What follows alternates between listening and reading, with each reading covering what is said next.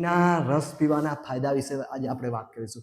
શેરડીનો રસ તો એના વિશે તો એવું કહેવાયું છે કે જ્યાં ઘણું કહેવાયું છે કે ભાઈ જેટલો સમય સુધી જ્યાં પણ મળે ત્યાં શેરડીનો રસ પીવો જ જોઈએ. હવે શેરડીના રસમાં ફાયદા હશે તો જ આ વાક્ય લખાયું હશે અને લોકો કહેતા હશે. તો આજે આપણે એના જે મેન જે શેરડીના રસ પીવાના ફાયદા વિશે વાત કરીશું. તો કે તમને શું છે કે જ્યારે બી કોઈ થકાન જેવું લાગે, કમજોરી લાગે કે કોઈ એવું આમ તમને એવું લાગે કે મનામાં એનર્જી ઓછી થઈ ગઈ, તો તમે કદાચ એક બીજા કોઈ એનર્જી ડ્રિંક પીવો એની કરતાં એ જગ્યા કરતાં આ શેરડીનો રસ પીવો તો તમને તાત્કાલિક ઇન્સ્ટન્ટ તમને એનર્જી મળી જાય એવું લાગે. એટલે કે એક એનર્જી ડ્રિંક તરીકે આ શેરડીના રસનો ઉપયોગ થાય છે અને આનો આપણો કરી શકીએ છીએ. બીજું કે તમે ઉનાળામાં તો શેરડીનો રસ સારો એવું તમને માર્કેટમાં પણ અમુક જગ્યાએ મળી આવે છે. તો શું છે કે ઉનાળામાં શું ગરમીમાં આપણને શું શરીરમાંથી પાણીની કમી થાય અને શું છે કે લૂ લાગવાના ચાન્સીસ વધારે હોય છે. લૂ એટલે કે સનસ્ટ્રોક એના લક્ષણો એવા છે કે આમ માથું દુખે, ચક્કર આવે, ઉલટી જેવું થાય, જી ગભરાય, હાથ પગ દુખે, એટલે બધા લક્ષણો જો તમને ઉનાળાના ગરમીમાં થતા હોય એવું લાગે તાપમાં, તો તમે એ ટાઈમમાં 1-2 ગ્લાસ શેરડીનો રસ પીવો તો તમને તાત્કાલિક આ બધા અમુક લક્ષણો થાય નહીં, કાં તો પછી એ લક્ષણોમાં થોડી રાહત રહે. એટલે કે લૂ લાગવામાં જે આપણને બપોરે જે કામ કરીએ છીએ તાપમાં તમે આ શેરડીનો રસ પીવો તો તમને સારો એવો ફાયદો અમુક દેખાઈ જાય. બીજો કે શું છે કે આ શેરડીનો રસ શું છે કે લીવરને ડિટોક્સ કરે છે. લીવર એટલે કાળજાને ડિટોક્સ કરે છે. તો બધું ડિટોક્સ કરવામાં મદદ કરે છે. તો એ રીતે જોવા જઈએ તો શું છે કે ખરેખર અમુક સમય સુધી આ પીણું આપણે પીવું જોઈએ. તો શું આપણને કદાચ લીવરની કોઈ બીમારી ના થાય, લીવર આપણું ચોખ્ખું રહે અને શુદ્ધ રહે અને શું કહેવાય કે સક્ષમ રહે અમુક કામ કરવા માટે. તો અને ઘણી વખત આપણે જોયું બી હોય છે કે કોઈ બીને પણ કમળો થાય અથવા જોન્ડિસ થાય એવું કે નથી કહેતા, તો ડૉક્ટરો બી તમારી આજુબાજુ એમને સલાહ આપતા જ હોય છે કે ભાઈ તમે આ શેરડીનો રસ પીવો. તો એ રીતે જોઈએ તો લીવર માટે તો બહુ સારું એવું પીણું છે. તો લીવરને બચાવવું હોય, લીવરને બગડે નહીં એના માટે જો તમે રેગ્યુલર આનો ઉપયોગ કરો તો તમને એક ફાયદા દેખાઈ આવે.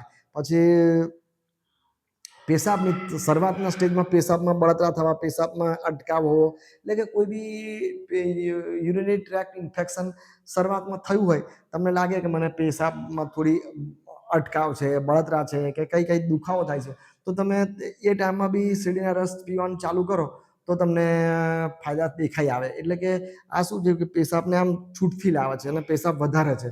તો આ રીતે જોવા જઈએ તો યુટીઆઈમાં પણ સારો એવાનો રોલ છે. તો શેરડીનો રસ આમ જોવા જઈએ તો આમાં તો બીજા બી ફાયદા છે ઘણા એના. કેલ્શિયમ ને એ બધું મળે એમાં. તો હાડકાં આપણા મજબૂત થાય, દાંત પણ મજબૂત થાય. આપણને આપણા નાના હતા ત્યારે આપણા મા બાપ આપણને શેરડીના દંડા છે ને આપણે આમ ચૂસવા આપી દેતા હતા. એટલે એ શું છે કે આપણા દાંતને હાડકાં મજબૂત થાય એના માટે એનો મેઇન રોલ છે. આપણે એમ જાણીએ કે આમ ચાવીને ખાવાથી દાંત મજબૂત થાય એવું નહીં. એમાં એવા પોષક તત્વો જ છે, કેલ્શિયમ છે ને એ બધું છે. એટલે એ રીતે પણ ફાયદો થાય જ છે. તો આપણા હાડકાં પણ મજબૂત બને અને આપણા શું છે કે નાના છોકરાઓને બી ફાયદો થાય.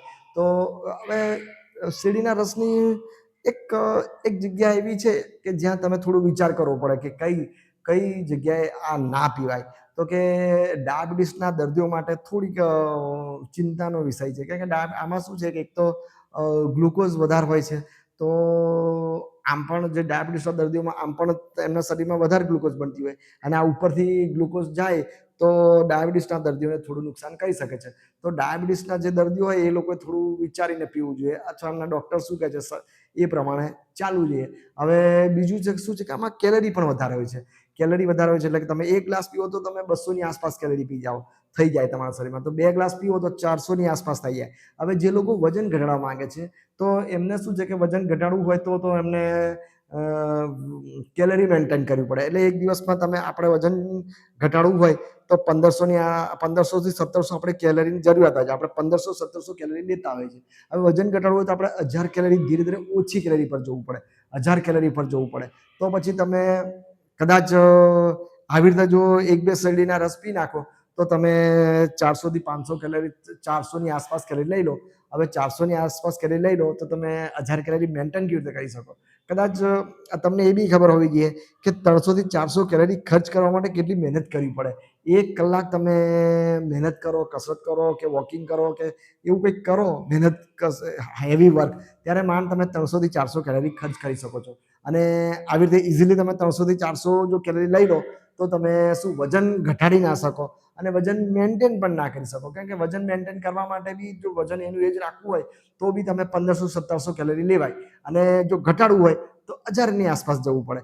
હવે જે લોકો અત્યારે શું આપણી બધી ખરાબ જે લાઈફસ્ટાઈલ અને ખરાબ જે રહેણી કહેણી છે એના લીધે આપણે શું છે કે 2500-2000 કેલરી લેતા હોય છે એટલે આપણું વજન વધતા જાય છે આગળ.